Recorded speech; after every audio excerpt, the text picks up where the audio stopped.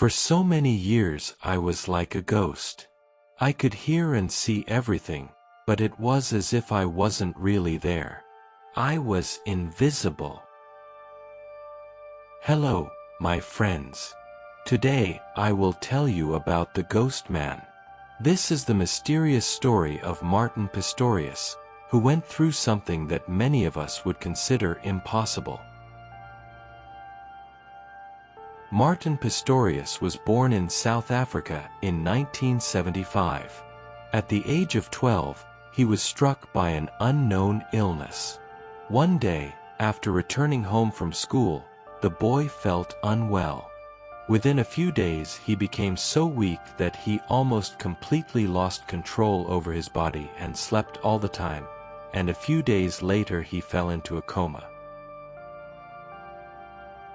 Martin was treated for cryptococcal meningitis and tuberculosis of the brain, but no exact diagnosis was ever made.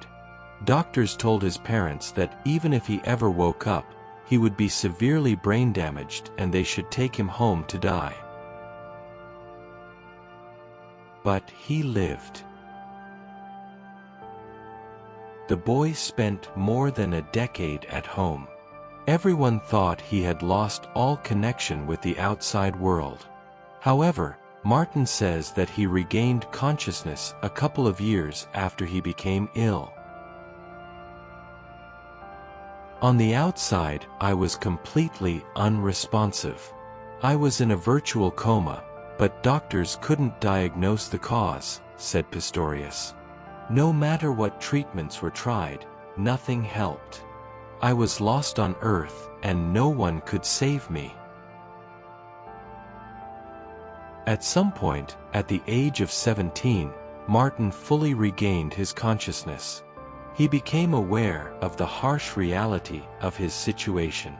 He was trapped, stranded on a deserted island inside himself.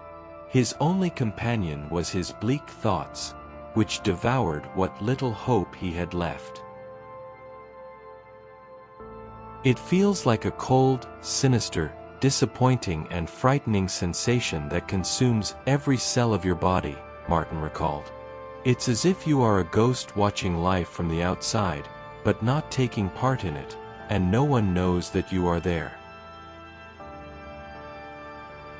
One day Martin heard his mother, in despair, say that it would be better if he died.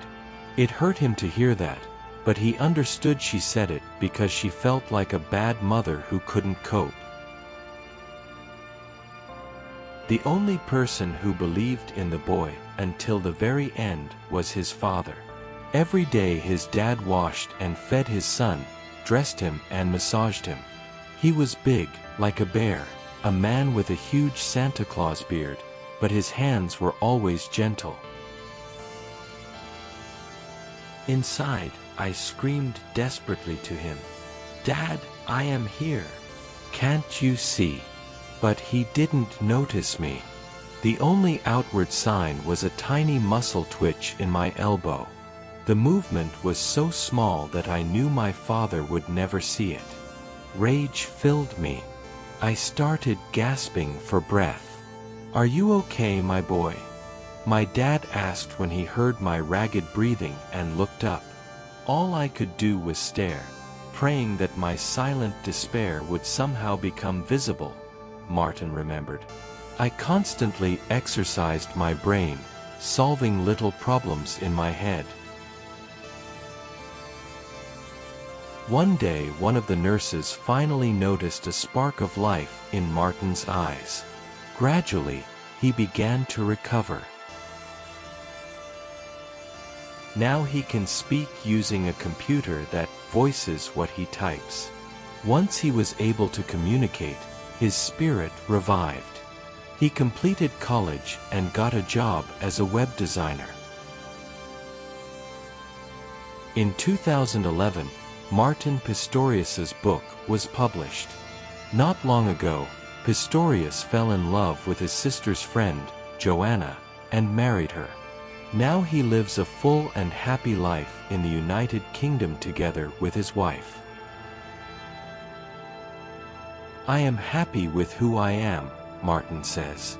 Life can change so quickly. It's important to value what you have in this moment.